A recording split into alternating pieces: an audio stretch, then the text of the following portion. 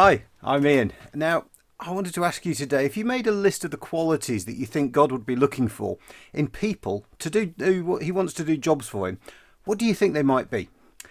Maybe they've got to be good people, good listeners, humble, able to talk for long periods of time in a very boring voice.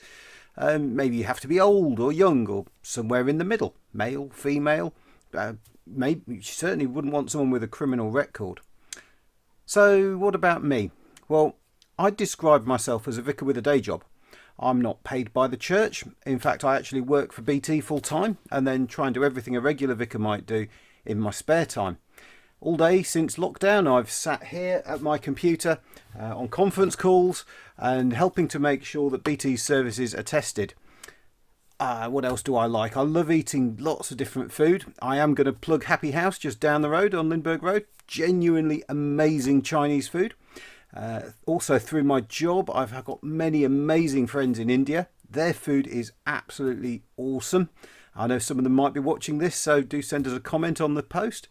I play the drums. I play lots of other instruments. I enjoy good rock music. I do lots of DIY myself. I generally try and do a bit of everything. There's a guy in the Bible called Moses. He had a less than normal life. He was born at a time when all the baby boys of his people were being killed to try and stop the population growing.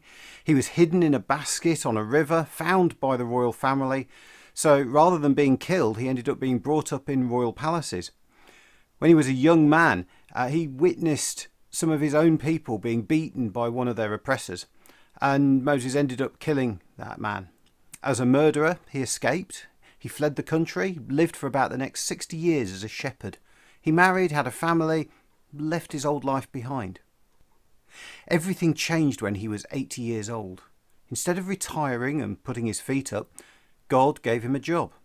As Moses looked in wonder at a bush that was on fire but not burning up, God spoke to him. They had a conversation, and in the end, Moses went back to his own people. The job God had for him was huge. To negotiate the release of his people and then to lead them in the future into their new life. What I want to leave you with today is God often turns up in the most unlikely places and gives the most unlikely people jobs to do, jobs they'd never even thought about. Sometimes our life experiences help us navigate this uncertain future, but the most important guide we've got is God. You know, there's a bit in the Bible that says that God will always be with us and will always give us everything we need to do the jobs that he gives us to do. In fact, it goes so far as to say that God prepares us and the places he sends us, so we'll never be asked to do something without his help and his strength.